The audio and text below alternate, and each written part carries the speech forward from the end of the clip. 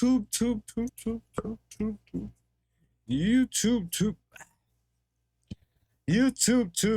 You don't really party. You're more of a... We're reacting to what getting killed by fentanyl feels like. Yo, chat. What's the hardest drug y'all ever tried?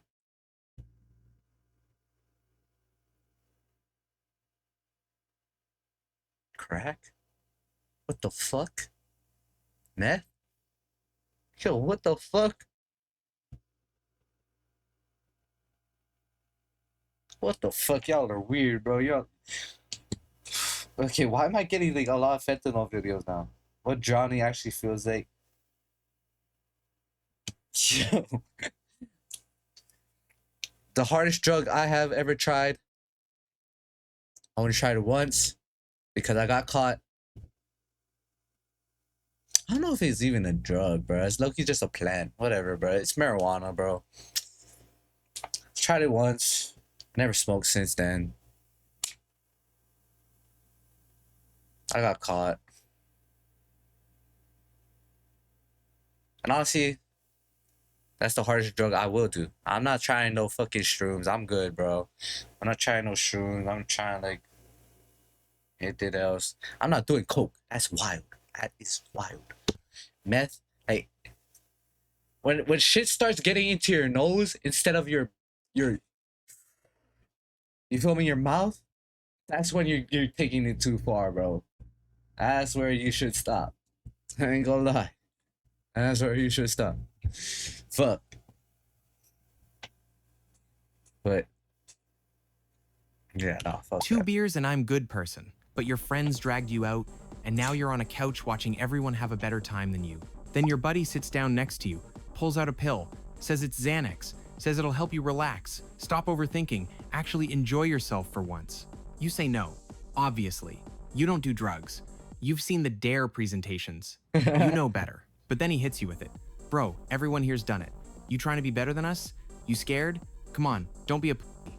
And now it's not about the pill anymore. It's about proving... Bro, here's the thing that I love about my friends. Like a lot of like they know my goon stories and this and that. Like they know all of like my lore. But they know that I don't do drugs or like I don't drink, I don't smoke. And so they know to not like try to peer pressure me. And like they low-key like try to help to keep me sober, you feel me? Like sometimes like I'm obviously trolling. But sometimes I'll be like they start vaping and like, I need that vape. And like even sometimes I try to act serious, like I want to try it. They're like, no, fuck you. You don't vape. But they know. I got W friends, low key. I got W friends. I love my friends. I love my brothers.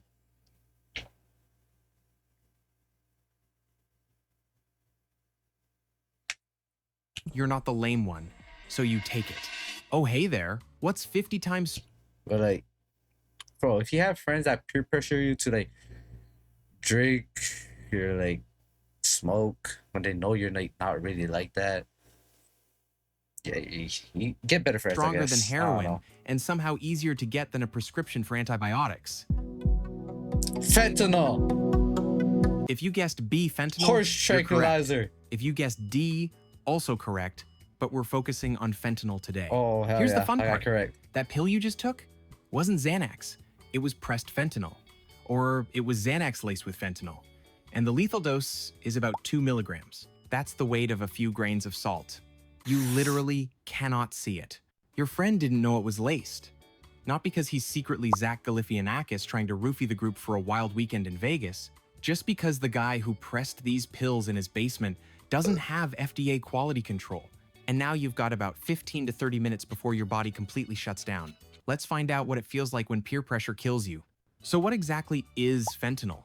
And why is something this deadly being pressed into... I don't know. I feel like even if I get peer pressure to do things, or like people try to peer pressure me, I'm not really easy to convince, you know? I'm pretty persistent in what I stand on. I feel like I don't know if I could compare it to like eating with my friends. Like I try to eat healthy as shit. And even when like I'm with my friends, if it's not a fucking cheat day, I'll try to be like, yeah, I can't eat, bro. And I'll be persistent with it. Even if like at the restaurant, I'll sit down with them, but I can't eat with them. You feel me? And I won't eat with them. And they be trying to hella hard to peer pressure me to eat and shit. I stand on it. I don't I don't eat. I don't know, bro. I don't know. Fake Xanax bars by guys named Kyle. Fentanyl's a synthetic opioid, created in 1960 by a Belgian chemist who was probably trying to cure cancer or something noble. Instead, he invented the most efficient way to accidentally kill recreational drug users. Hospitals use it because it's incredibly good at blocking pain. It binds to opioid receptors in your brain and nervous system and basically tells your body, hey, stop feeling things. Hey bro, you need to stop feeling things. What? No, why would I?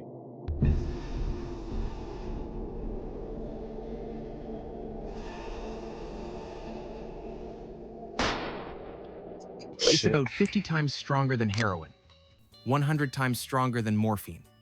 The medical dose for pain management is 25 to 100 micrograms. That's 0.025 to 0.1 milligrams. The dose that kills you? 2 milligrams, which means there's basically no margin for error. It's like if Tylenol's safe dose was 1 pill and 2 pills made your liver explode. And here's why street fentanyl is Russian roulette. When someone's pressing thousands of pills in bulk, the fentanyl doesn't distribute evenly.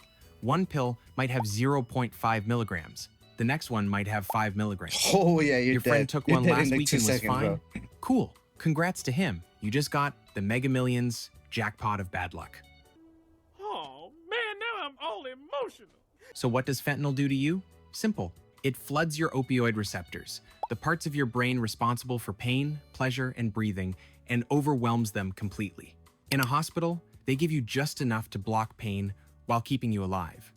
At this party, you just took enough to block consciousness and respiration, and eventually, your pulse. Buckle up. This gets weird fast. This next part gets weird. All right, here's the timeline. Fentanyl moves fast. From the moment that pill hits your stomach to complete system shutdown, about 10 to 30 minutes, depending on dose and body weight. Let's go minute by minute. First 5 minutes. You feel amazing. Yeah, I can take it. No, I can take it. You are amazing. Better than you felt in years, maybe ever. Fentanyl slams into your mu opioid receptors like a freight train made of serotonin and bad decisions. These receptors control pain, but they also control reward and euphoria. Every problem you've been carrying, work, stress, relationship, anxiety, existential dread, it all just... Here's the thing about me, bro. Like the reason why I also stay away from like vaping and shit is because like I feel like if I do really get into it, bro, it's gonna be really, really hard for me to like stop the addiction, bro. I ain't gonna lie. Hey, if you saw me back in quarantine, and I was a gooner, bro. I tried multiple times to stop.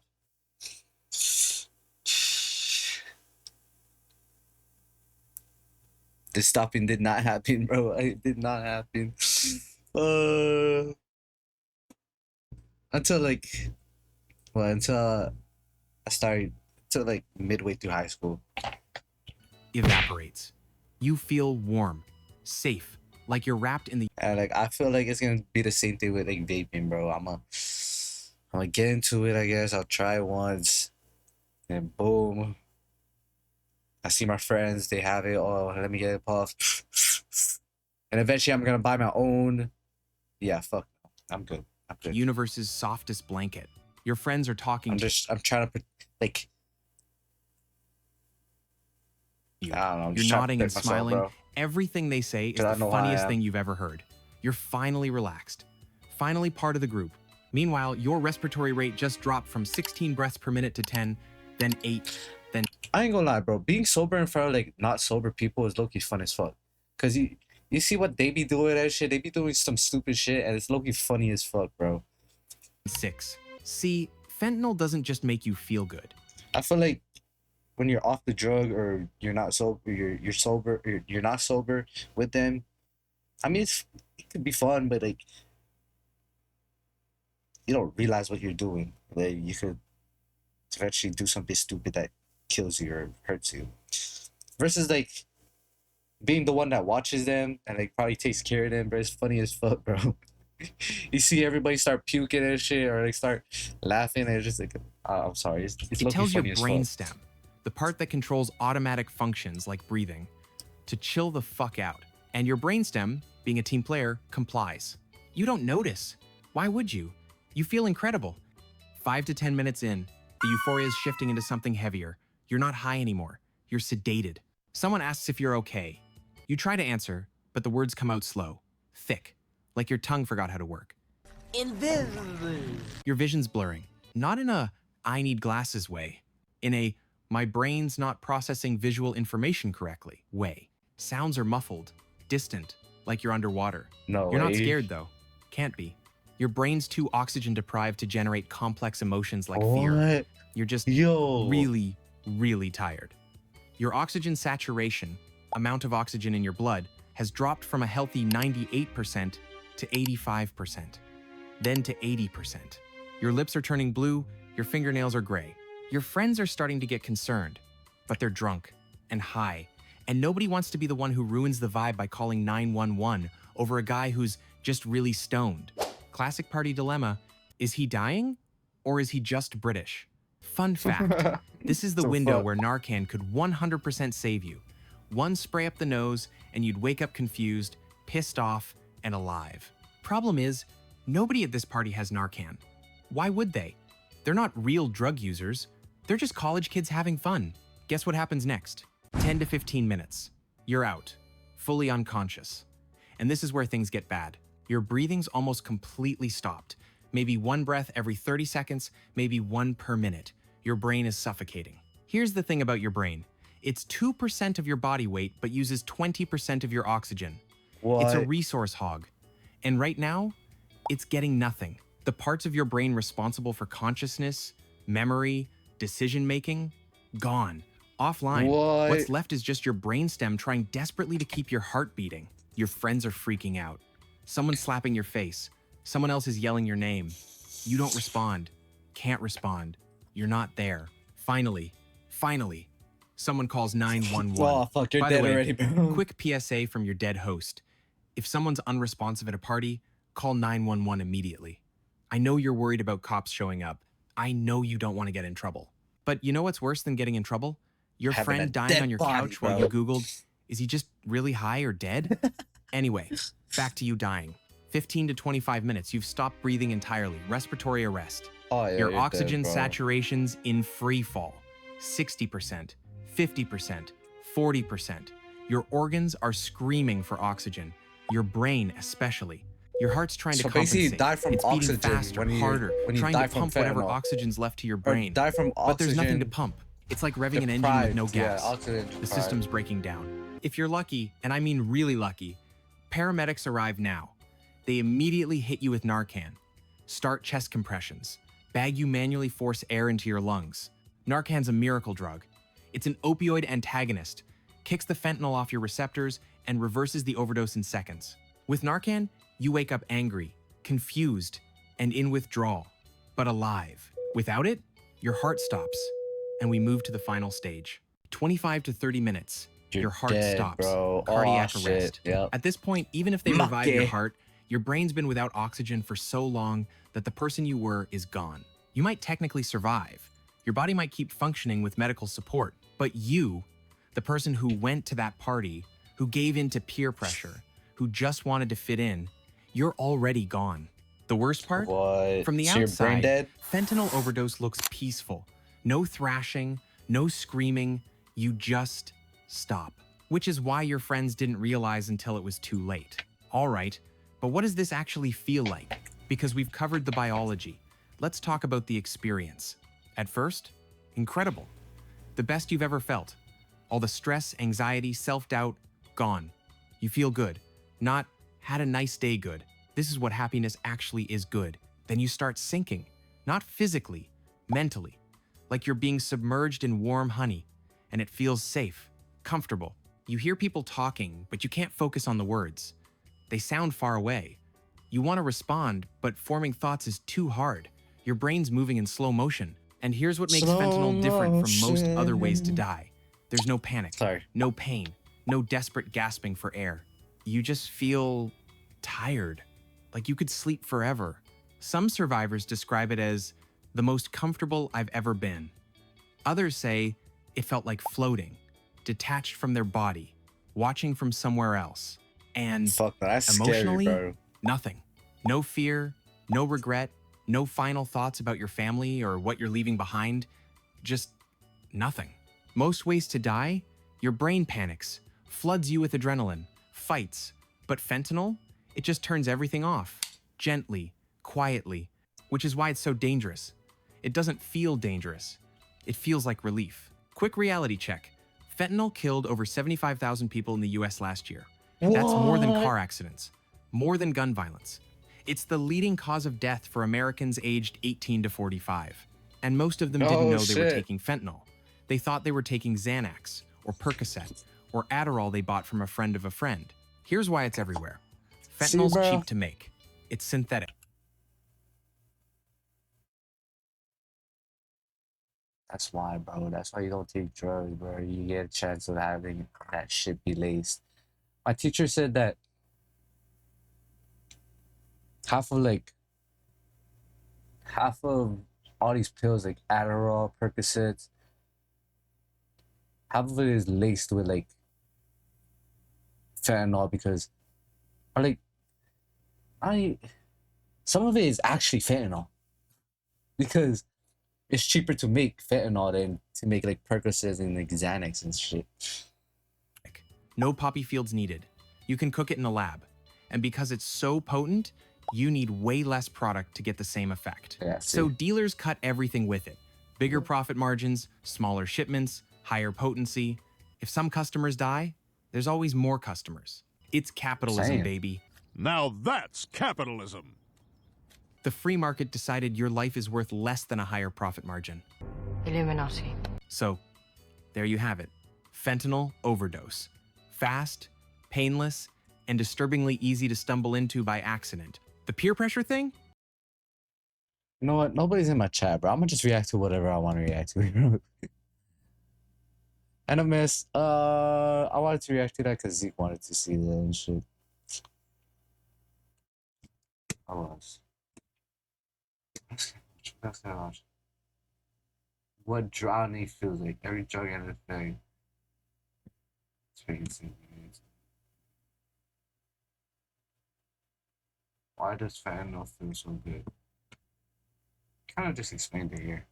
I want to watch this. Picture this. You're at Alright, again, YouTube. I don't know if this is a 2-for-1, but what drowning actually feels like. the beach. Bro, Perfect day. what is the scariest? What do you guys think the scariest way to die is? For me personally, I think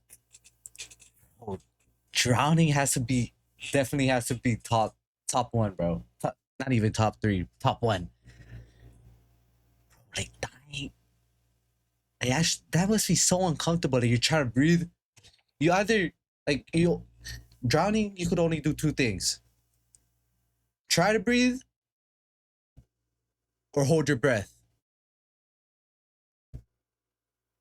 And both of that seems fucking uncomfortable. And you try to breathe, but it's just straight water going into your lungs. Yeah. And then it's not even like a quick. It's not like a quick. You feel me? Shot to the head.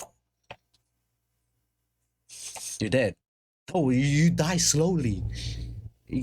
Like even if it's just 3 minutes, those 3 minutes are probably gonna go slow as fuck. You're over there. You're straight breathing in fucking water, or you just holding your breath and start composing. You feel me? Like, fuck, I don't know, bro. Okay, clear Yo, drowning has to be top one ways to die, bro. That's scary. water. You decide Or burning alive. Burning alive is pretty fucking insane, bro. Burning alive is also a slow death too. You just see a straight be running around until you melt off the fucking bones, bro. to swim out just a little farther And then now your organs are cooked, your whole fucking body's cooked, your brain is cooked. than Yeah. usual, and then you feel it, a rip current, sudden, violent, pulling you away from shore. You try to swim back, but the ocean's stronger. Your See, arms this is are why getting I fish more than I be in the water, bro. Like fishing, you don't have to swim. Just cast that pole. It could be irritating sometimes because fuck, I don't catch shit. I don't catch shit. But hey, at least I'm still alive at the end of the day. You feel me? I'm just saying. At least I'm still alive at the end of the day. But bodyboarding, that's scary. Or like just swimming in general. Like I know how to swim, and I feel like I know how to get out of most situations in the water. But I'm not risking trying to be in that. You feel me? tired. Your legs feel I'm like still not trying to concrete, risk it, bro. and then you go under. We're going to run the country until such time as we... First play, Henry, right, and Derrick Henry into the open field right away. Oh, hey there. I'm your host. By now, you probably know the deal. Dead guy, coffee, morbid curiosity, blah, blah, blah. Let's skip the pleasantries and talk about drowning. You know what's weird? People think drowning looks like thrashing and screaming. It doesn't. It's quiet, terrifying. And today, I'm going to show you exactly why. What happens in those final minutes underwater isn't peaceful. It's not like falling asleep. It's panic, pain, and your body fighting a battle it can't win. Let's find out what it feels like when your lungs fill with water. Okay, Oh, fuck you're no. underwater. And for the first few seconds, you're still in control. You're holding your breath. You know you need air, but your body's cooperating. Your lungs are sealed. You're fighting to get back to the surface. But here's the thing. The average person can hold their breath for about 30 to 90 seconds. Maybe 2 minutes if you're trained. After that, your body stops asking nicely. Your brain needs a constant supply of oxygen. When you hold your breath, carbon dioxide builds up in your blood, and your body hates that. CO2 triggers your breathing reflex, that desperate urge to inhale. About 30 seconds in, So like when you die, when you're drowning, your body just forces you to like try to breathe in the air. Oh fuck no, that shit is you feel uncomfortable. it, that burning sensation in your chest. Straight water just Not going from lack inside. of oxygen yet, but from too much carbon dioxide.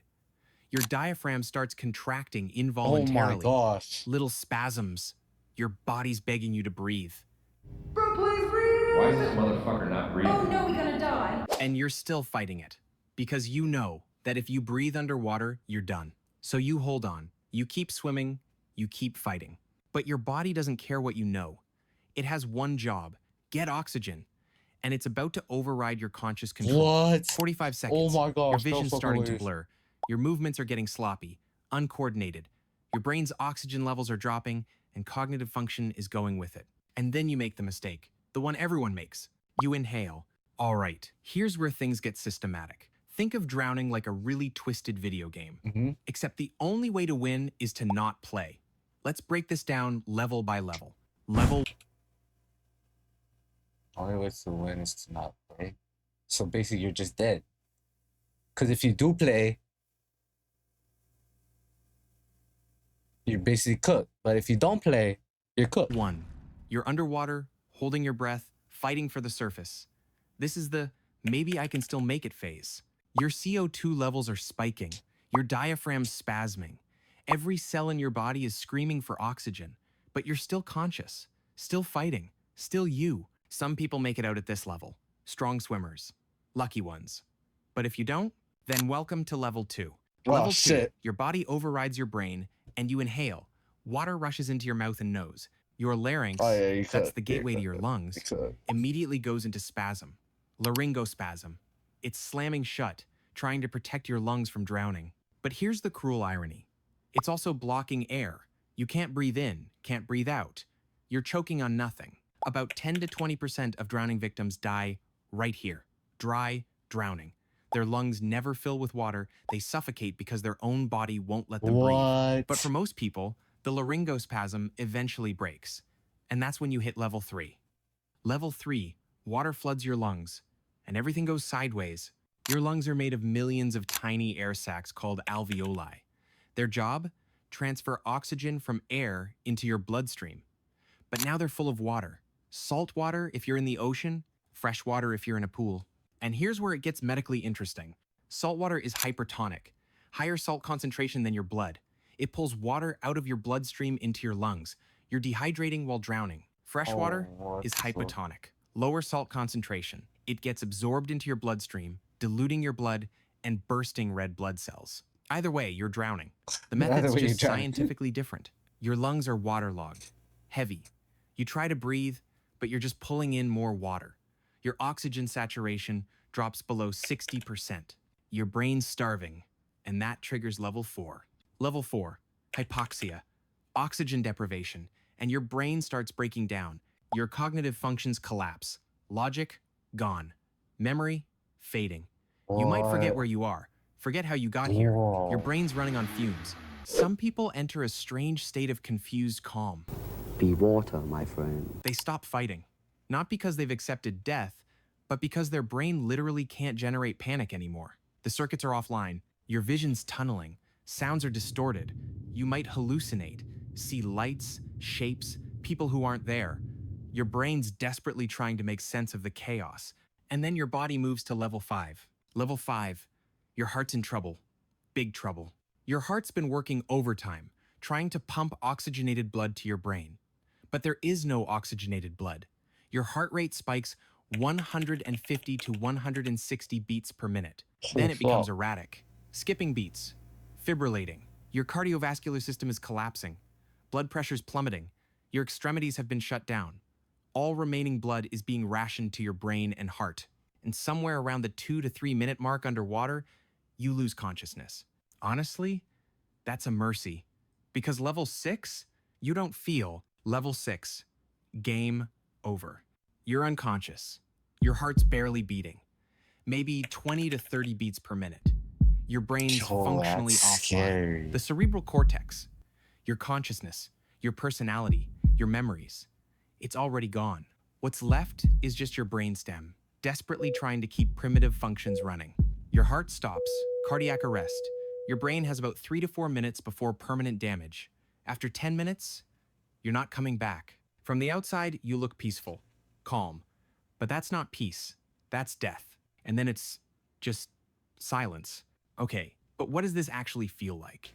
Let's talk about the subjective experience. Because drowning isn't just biology, it's psychological hell. At first, it's pure primal panic. Your entire nervous system floods with adrenaline, fight or flight at maximum. You're clawing at the water, reaching for anything, desperate for air. And drowning is exhausting. You're fighting your own body weight, the current, gravity. Your muscles burn through energy in seconds. You're running on pure survival instinct. When you first inhale water, it's agony, burning. Your throat's on fire, your lungs feel like they're being shredded, you're choking, convulsing, and there's nothing you can do. Then the confusion sets in. Your brain's oxygen starved. Time distorts. You might see things. Lights, shadows, faces that aren't there. Your brain's misfiring, creating false sensory input. Some people report out-of-body experiences. Watching themselves drown from above. That's dissociation. Your brain detaching from the horror of what's happening. And here's the controversial part. Some survivors describe a moment of peace. Euphoria. That's the endorphins. Your dying brain's last gift. A painkiller for the end. But don't romanticize it. That peace comes after the terror, after the pain, after the fight. Drowning isn't gentle. It's brutal right up until you lose consciousness. Final moments. You're unconscious now. And honestly, this is where the worst is over. For you, anyway. Your heart's failing, barely pumping. Your brain's shutting down region by region. Bro, this is low-key sad. First Like, people actually consciousness, went through this, then bro. memory, then motor control, then the brain stem. From the surface, rescue divers might see you, and you look calm, floating. But you're not calm. You're dying. Bro, if Your I brain's got maybe died, minutes before the I would damage wanna becomes die. irreversible. But without Damn. oxygen, if you died, what was a way you'd want to die? Bro, me personally, I wish when I die, I want to die on the deathbed. My family around me. Actually, I don't know, bro. It's kind of sad seeing my family around me. I'd rather die all happy and shit, partying, and then boom, shot in the head. So I could, you feel me? I'm gonna be dead. And I know people are around me is gonna be sad, but at least I don't have to see that. You feel me? So, I'm gonna just be dead. I'm just saying. I'm just saying. Without circulation, those neurons are dying by the thousands. You don't feel your heart stop, you're already gone. Water has a 100% success rate. So there you have it, drowning. 6 levels, from holding your breath. That's wild.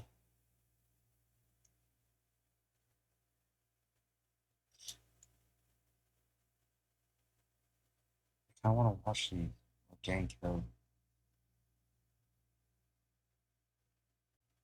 Nah.